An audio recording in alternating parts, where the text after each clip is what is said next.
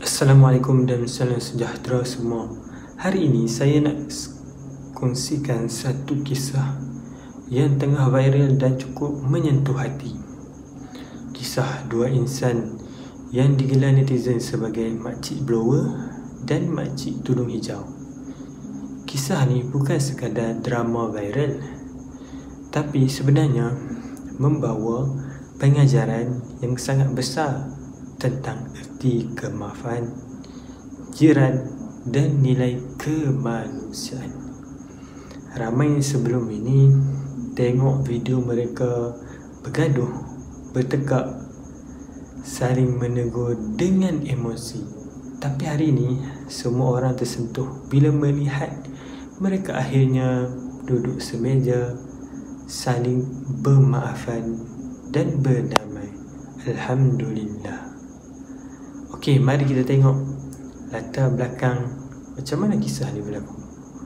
Untuk yang mungkin terlepas kisahnya, makcik blower dan makcik tudung hijau ini asalnya berjiran, tapi berlaku salah faham kecil yang akhirnya menjadi besar.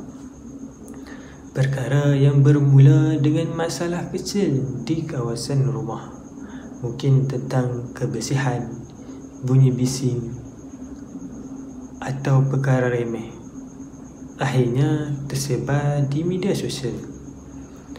Dan seperti biasa, netizen cepat menilai, cepat menghakim, hingga dua wanita ini jadi bahan bualan seluruh negara. Namun siapa sangka selepas beberapa minggu mereka akhirnya memilih untuk berdamai. Alhamdulillah.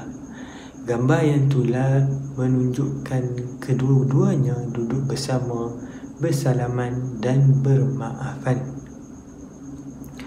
Bayangkan, dua insan yang dulunya mungkin menyimpan rasa marah kini tersenyum dan saling berlapang dada. Inilah kekuatan hati seorang manusia apabila memilih maaf daripada marah. Subhanallah. Jadi, apa pengajaran yang boleh kita ambil dalam kisah ini? Kisah ini ajar kita satu perkara penting. Dalam hidup berjiran, tak akan ada yang sempurna. Akan ada masa kita terasa hati, tersinggung atau berselisih faham. Tapi cara kita mengendalinya menentukan sama ada kita dapat kedamaian atau permusuhan. Itu yang kita kena ambil berat. Bila dua makcik ini bermaafan, mereka sebenarnya tunjukkan contoh akhlak Islam yang sebenar. Alhamdulillah. Rasulullah SAW bersabda, tidak halal bagi seorang Muslim memutuskan hubungan dengan saudaranya lebih dari 3 hari. Tengoklah, bila mereka pilih untuk bermaafan, hati semua orang pun rasa tenang. Yang menonton pun rasa lega. Jadi, korang rasa macam mana? Okey kan? Apa yang berlaku ni pengajaran untuk kita.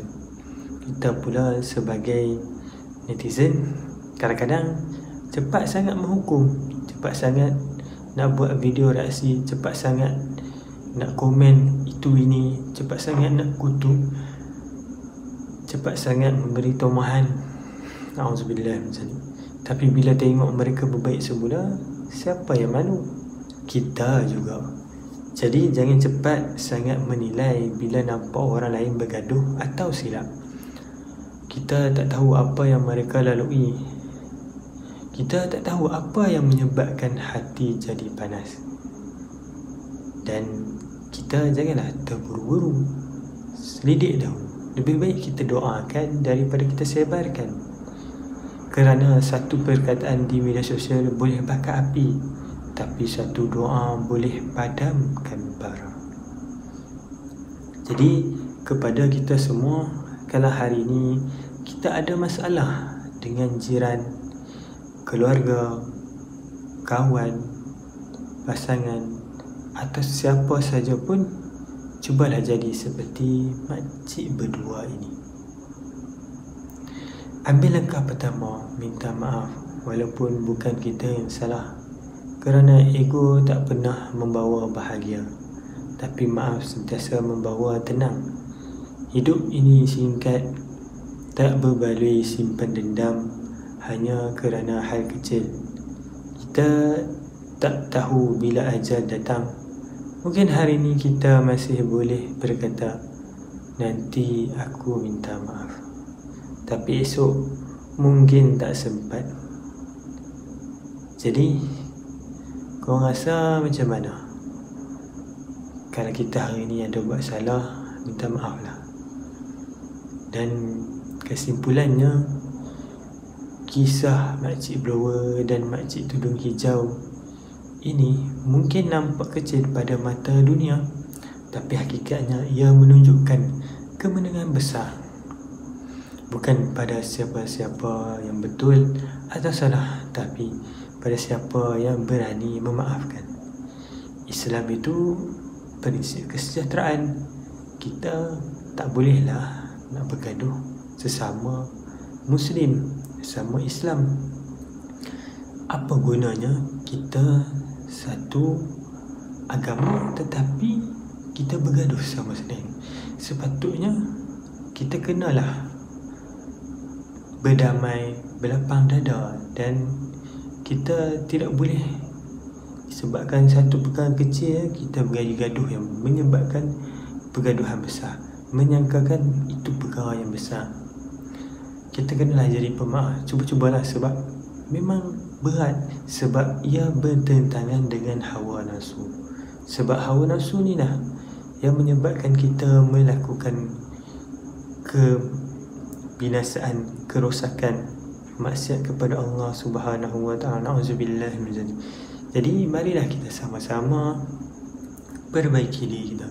Kita tengok video ini bukan nak cari salah siapa-siapa, nak cari salah makcik blower ke, makcik tudung hijau ke. Tidak, nak kita ambil pengajaran apa yang berlaku. Bila kita hidup berjiran ni, tak bolehlah berbahasa muka. Kan tegurlah siapa, bagi salam ataupun bagi makanan ke. Cubalah kita sama-sama perbaiki, insya-Allah. Jadi kepada semua penonton, kalau anda rasa video ini ada pengajaran, tolong like dan share. Dan jangan lupa subscribe channel ni supaya ramai lagi orang tahu. Sebarkan mesej kebaikan, kerana satu perkongsian kecil daripada anda mungkin mampu melembutkan hati orang lain yang sedang memusuh. InsyaAllah, saya doakan semoga semua kita dapat hidup berjiran dengan aman, penuh kasih sayang, dan sentiasa dalam rahmat Allah Subhanahu wa ta'ala. Assalamualaikum warahmatullahi wabarakatuh, dan jumpa lagi dalam video seterusnya, insya-Allah.